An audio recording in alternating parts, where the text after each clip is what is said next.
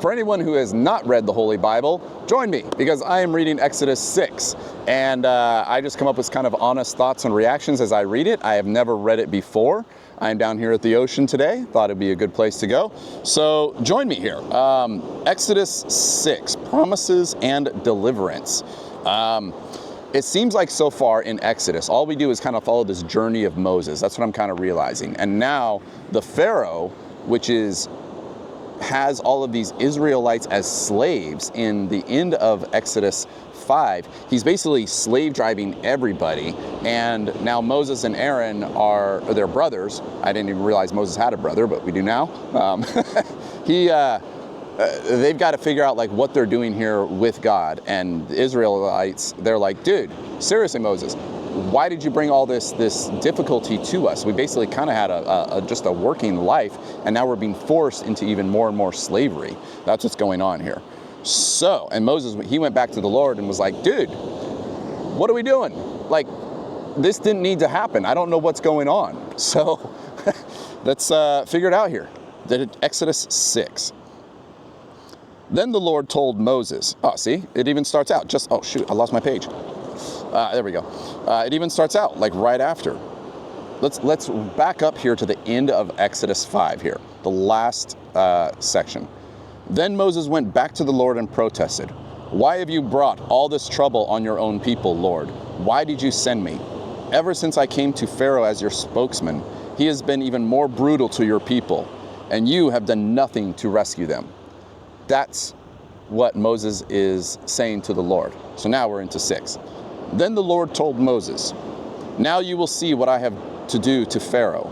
When he feels the force of my strong hand, he will let the people go. In fact, he will force them to leave his land." See, and this is the thing though. It's like God previously told Moses he's going to harden the Pharaoh so that this happens. Well, maybe the Pharaoh didn't need to be hardened. Maybe the Pharaoh really was going to let all the people go anyhow. Maybe if Moses went there and just said, look, man, you know, the Lord sent me, boom, I can make a staff turn into a snake. I can make my hand look dead. Like, the Lord is with me. I know what I'm doing. Maybe the Pharaoh would have been totally convinced instead of forcing all these people like that, into this more so slavery. But, all right. So when he feels the force of my strong hand, he will let the people go. In fact, he will force them to leave his land. So now the Lord is saying to Moses that the Pharaoh is going to force the Israelites to leave. He's not even going to want them as slaves. He's just going to force them out.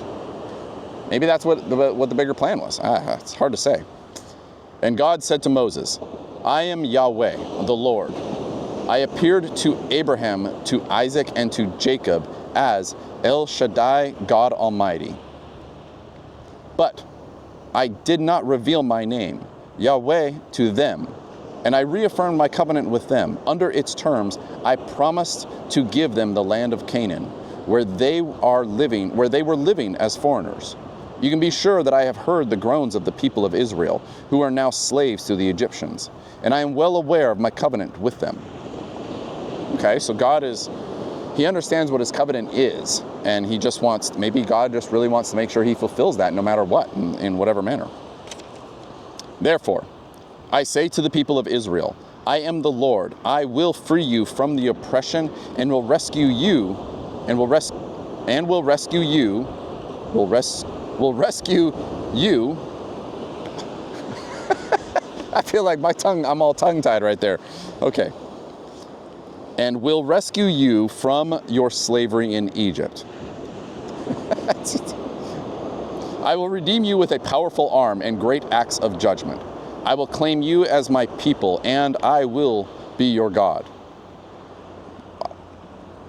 That's kind of a funny thing to say. I thought he already was everyone's God. Okay. "Then you will know that I am the Lord your God, who has freed you from your oppression in Egypt. I will bring you into the land I swore to give to Abraham, Isaac, and Jacob. I will give it to you as your very own possession. I am the Lord." You know, I understand. Okay, he is the Lord. I am Yahweh, the Lord. I appeared to Abraham, Isaac, God Almighty. It really seems like within this, he's really trying to make sure that people understand his words and say, look, this is what I am saying, and I have to really convince you by continually speaking it. I don't know, that, I know there's a lot of people that might not like what I'm going to say, but that seems really egotistical. He's just like, I am the Lord. I have to continue to keep saying it, that I am the Lord, I am the Lord, I'm the Lord. Okay, I get it, man. But why? Why do you have to keep saying it? Are these Israelite people that you're trying to free, that you're trying to give this land to, do they not understand? Do they not have the mentality to understand that you're trying to help them? That's just, I don't know. It just seems like he's constantly having to say it. Why?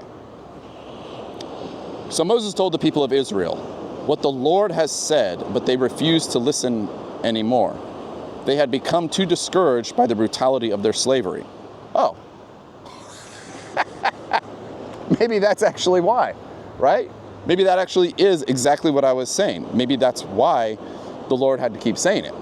So Moses told the people of Israel what the Lord had said, but they refused to listen anymore. They had become too discouraged by the brutality of their slavery. Oh, so I get it. Okay, so let's go back to what I just said. Yeah, it might seem a little egotistical, but clearly he was needing to change their mind. He had to break them down and consistently say it, because if they're not believing anything by the brutality of their slavery, then that totally makes sense why he had to keep drilling it into their mind. Like, I am here to help you. You're not understanding what we're going to do. That totally makes sense now. Okay, totally makes sense. Then the Lord said to Moses, go back to Pharaoh, the king of Egypt, and tell him to let the people of Israel leave his country. But the Lord, Moses objected, my own people won't listen to me anymore. How can I expect Pharaoh to listen? I'm such a clumsy speaker. It sounds like me trying to read this. But the Lord spoke to Moses and Aaron and gave them orders for the Israelites and for Pharaoh, the king of Egypt. The Lord commanded Moses and Aaron to lead the people of Israel out of Egypt. Moses is clumsy words just like me trying to read this. The ancestors of Moses and Aaron. Oh, there's probably going to be a whole bunch. Okay, let's see. Whole bunch of names here.